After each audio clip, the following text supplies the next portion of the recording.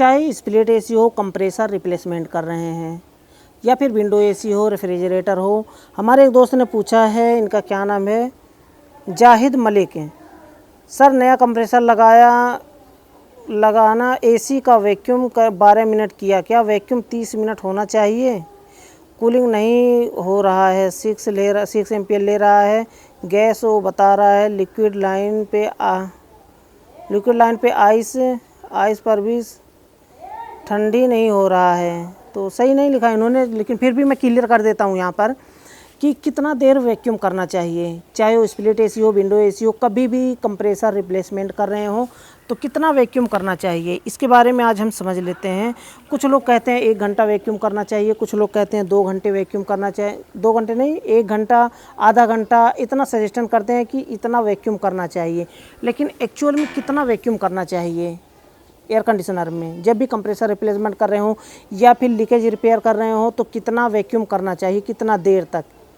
तो एक्चुअली मैं बता दूं, मैं अपना एक्सपीरियंस अगर मैं शेयर करूं तो वैसे मैं ज़्यादातर एसीओ में वैक्यूम ही नहीं करता हूं। और कैसे मैं काम करता हूं इसके बारे में हम लास्ट में बात करेंगे कि विदाउट वैक्यूम के कैसे मैं सिस्टम को रन करवाता हूं। वो भी सिस्टम अच्छा खासा चलता है। कहीं भी आज मुझे 8 साल हो गए हैं, 8 साल इस फील्ड में मैं काम कर रहा हूं, लेकिन बहुत सारे एसी का मैं वैक्यूम नहीं किया हूं, लेकिन सारे एसी परफेक्ट चल रहे हैं अभी तक। विदाउट वैक्यूम के मैं गैस चार्जिंग करता हूँ, लेकिन वैक्यूम करना चाहिए। अगर वैक्यूम नहीं करते हैं तो कहीं ना कहीं कोई ना कोई प्रॉब्लम रह जाता है सिस्टम में। क्या क्या प्रॉब्लम रह जाता है अगर वैक्यूम नहीं करते हैं, तो इसके बारे में हम लास्ट में बात करेंगे। पहले हम बात कर लेते हैं कि कितनी देर वैक्यूम करना चाहिए एसी को। तो अगर आप कंप्रेसर रिप्लेसमेंट कर रहे हैं, पूरा गैस निकाल के मतलब गैस चार्जिंग कर रहे हैं, तो वहाँ पर वैक्यूम होना अनिवार्य है, वहाँ पर वैक्यूम करना ज़रूरी है। लेकिन कितनी देर वैक्यूम करना चाहिए, ये कुछ लोग कंफर्म नहीं करते हैं कितनी देर वैक्यूम करना चाहिए।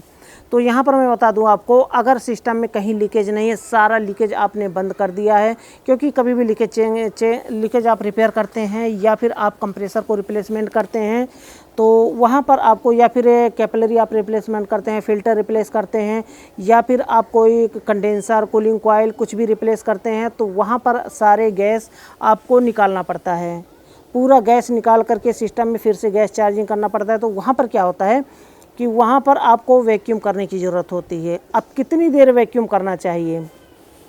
अगर कहीं भी लीकेज नहीं है तो वैक्यूम आप स्टार्ट जब करते हैं, आप ये पहले श्योर कर लें कि आपके जो चार्जिंग लाइन है, चार्जिंग लाइन में लीक नहीं है। क्योंकि एक चार्जिंग लाइन आप सक्शन लाइन में लगाएंगे स्प्लिट एसी के, जैसा कि आप इमेज में देख सकते हैं, सक्शन लाइन में लगाएंगे, और दूसरा हिस्सा जो है ना, चार्जिंग लाइन का दूसरा हिस्सा आप वैक्यूम पंप में लगाएंगे। तो दोनों जगह, दोनों वाल में कहीं भी लीक नहीं होना चाहिए। अच्छे से वहाँ पर टाइट कर दें। उसके बाद वैक्यूम पंप स्टार्ट करने के बाद आप वहाँ पर देखें, जो डिस्चार्ज फेंक रहा है ना वैक्यूम का जो डिस्चार्ज फेंक रहा है, वहाँ पर आप थोड़ा सा हाथ लगा करके देखें कि वहाँ पर फेंकना जब बंद कर दे तो समझ जाइए कि आपका सिस्टम वैक्यूम हो चुका है। उससे ज़्यादा वैक्यूम करने की ज़रूरत नहीं है। अगर 1.5 टन से 2 टन की बात करें तो 1.5 टन से 2 टन वैक्यूम को होने में 15 मिनट के अराउंड लगता है, 15-20 मिनट के अराउंड। और जब हम पंप डाउन करते हैं तो कितनी देर हमें कंप्रेसर को चलाना चाहिए, इसके बारे में हम बात करेंगे, लास्ट में बात करेंगे। पहले हम समझ लेते हैं वैक्यूम करने का जो टाइमिंग होता है वो कितना होता है। तो वैक्यूम करने का टाइम 15 से 20 मिनट बहुत हो गया, इससे ज़्यादा वैक्यूम नहीं करना चाहिए। मतलब जो वैक्यूम पंप का जो डिस्चार्ज फेंक रहा है ना, आप ये देख सकते हैं इमेज में, जो डिस्चार्ज होता है वैक्यूम पंप का, जहाँ से फेंकता है, एक तरफ से खींचता है, सक्शन होता है, दूसरी तरफ से डिस्चार्ज फेंकता है। तो जो फेंकना बंद कर दे तो समझ जाइए हमारा सिस्टम वैक्यूम हो चुका है। 1.5 टन से 2 टन वैक्यूम होने में, यानी कि 18,000 VTU से लेकर के 24,000 VTU तक, इसमें क्या होता है वैक्यूम होने में कम से कम 20 मिनट लगता है। इससे ज़्यादा टाइम नहीं देना चाहिए। कुछ लोग कहते हैं आधे घंटे, 1 घंटे, तो ये सब गलत होता है। इतना ज़्यादा वैक्यूम नहीं करना चाहिए। वैक्यूम होने का कोई फ़ायदा नहीं है, क्योंकि होता क्या है कि वो वैक्यूम खींचना बंद कर देता है। जो वैक्यूम पंप होता है ना, खींचना बंद कर देता है। सिर्फ वैक्यूम पंप चलता रहता है। लोग समझते हैं कि हाँ वैक्यूम हो रहा है, लेकिन एक्चुअली होता नहीं वैक्यूम। अब जितना सिस्टम में खाली जगह है, जितना एयर है, वही खींच करके फेंक देगा, उसके बाद दूसरा वैक्यूम उसमें नहीं होगा। तो 20 मिनट लास्ट होता है, 20 मिनट से ज़्यादा वैक्यूम नहीं करना चाहिए। तो यहाँ पर क्लियर हो गया कि जब डिस्चार्ज फेंकना बंद कर दें वैक्यूम पंप का, तब समझ जाइए कि वैक्यूम कंप्लीट हो चुका है। अब हम बात कर लेते हैं कि जब हम पंप डाउन करते हैं तो कितनी देर कंप्रेसर चलना चाहिए, और कंप्रेसर का जो डिस्चार्ज लाइन सक्शन लाइन बंद करने के बाद कितनी देर में सक्शन लाइन बंद करना चाहिए। इसकी भी एक पहचान होती है। ऑलरेडी इस टॉपिक पर मैं वीडियो बना चुका हूं। अगर आपने उस वीडियो को प्रैक्टिकल बिल्कुल बना रखा हूं कि पंप डाउन कैसे किया जाता है, R410 को R22 का पंप डाउन कैसे किया जाता है, उस वीडियो को अगर आपने नहीं देखा है तो नीचे डिस्क्रिप्शन में लिंक मिल जाएगा, वहां से क्लिक करके उस वीडियो को देख लीजिए और समझ लीजिए कि किस तरह से वैक्यूम किया जाता है। लेकिन आज मैं थोड़ा सा थियरी में बताऊँगा कि वैक्यूम कैसे किया जाता है। वैक्यूम करने के लिए कोई भी सिस्टम हो, R410 हो या फिर R22 हो, वैक्यूम करना आसान होता है। सिर्फ 2 मिनट का प्रोसेस होता है।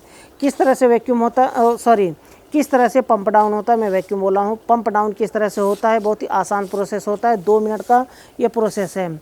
सबसे पहले हमें डिस्चार्ज लाइन का जो वाल्की होता है ना, उसे हमें बंद करना होता है। आप देख सकते हैं इमेज में, डिस्चार्ज लाइन का वाल्की सबसे पहले हम बंद कर देते हैं। उसके बाद बंद करने के बाद कैसे हमें पहचान में आएगा कि हमारा जो जितना भी रेफ्रिजरेंट है वो खींच करके जो कंडेंसर में इकट्ठा कर दिया है, कितना टाइम लगता है। इसमें भी सिर्फ 1 मिनट लास्ट लगता है। कुछ लोग कहते हैं 2 मिनट 5 मिनट, नहीं, ऐसा कुछ भी नहीं होता है। 1 मिनट बहुत, अगर इंतज़ार कर लिए तो 1 मिनट के बाद कंप्रेसर का साउंड बदल जाता है। अगर उससे भी ज़्यादा टाइम लेते हैं तो कंप्रेसर हीटअप होकर के बंद हो जाएगा। तो इसलिए आपको पहचानना है। पहचानना कैसे, उसकी पहचान होती है। आप कैलोमीटर लगाएंगे, कैलोमीटर का जो एम्पियर होता है ना, पहले अगर मानिए कि 9 एम्पियर के अराउंड में ले रहा है तो 9 एम्पियर से जब पूरा गैस खींच लेगा तो कंप्रेसर के ऊपर लोड नहीं रह जाता है, क्योंकि वो डिस्चार्ज करना बंद कर देता है तो लोड नहीं होता है, तो वहाँ पर एम्पियर कम हो जाता है। 3-4 एम्पियर के राउंड में ले लगता है। और जो सामने जब ऐसे हाथ लगाएंगे ना, फ़ैन मोटर जो चलता है, कंडेंसर फ़ैन मोटर, तो वहाँ पर कंडेंसर फ़ैन मोटर पहले हीट एयर फेंक रहा था, अभी क्या होगा, वहाँ पर कूल एयर फेंकेगा। तो कूल एयर जब फेंकने लगे तो समझ जाइए कि पंप डाउन हमारा कंप्लीट हो चुका है। पहले हमें डिस्चार्ज लाइन का वाल्की बंद करना होता है। तो यहाँ पर क्या होता है, कंप्रेसर जो है ना फेंकना बंद कर देता है। जब डिस्चार्ज फेंकना बंद कर देता है तो जितना भी कूलिंग कॉइल में और सक्शन लाइन में जितना भी प्रेशर होता है, यानी कि जितना भी रेफ्रिजरेंट होता है, वो खींच करके पूरा कंडेंसर में इकट्ठा कर देता है, कंडेंसर में जमा कर देता है। तो जब कंडेंसर में जमा हो जाता है ना, तो उसी लिए कंप्रेसर के ऊपर लोड ख़त्म हो जाता है। और लोड ख़त्म हो जाता है तो एम्पियर कम लेने लगता है। उसके बाद जो हीट एयर जो फेंक रहा था सामने से कंडेंसर फैन मोटर, वहाँ पर क्या होता है कि वो कूल एयर फेंकने, यानी कि नॉर्मल एयर फेंकने लगता है। तो समझ जाइए कि हमारा पंप डाउन कंप्लीट हो चुका है। तो उसके बाद फटाफट से क्या करना है, सक्शन लाइन को भी बंद करना है और कंप्रेसर को बंद कर देना है। अब कंप्रेसर को बंद करने के लिए कैसे बंद करें, इसका भी या तो किसी एक लड़के को आप खड़ा रखें इंडोर के पास, ताकि फ़ोन करें आप तुरंत रिमोट से बंद कर दें। लेकिन आप कोई भी नहीं है नीचे तो खुद से आप कर सकते हैं। कैसे करना है, कमांड लाइन को आपको निकाल देना। उसमें 2 3 4 वायर होते हैं, कुछ में 2 ही वायर होते हैं। अगर जिसमें 2 वायर होते हैं उसमें से सिर्फ एक न्यूट्रल या फिर लाइन निकाल दें तो कंप्रेसर बंद हो जाएगा आउटडोर में ही।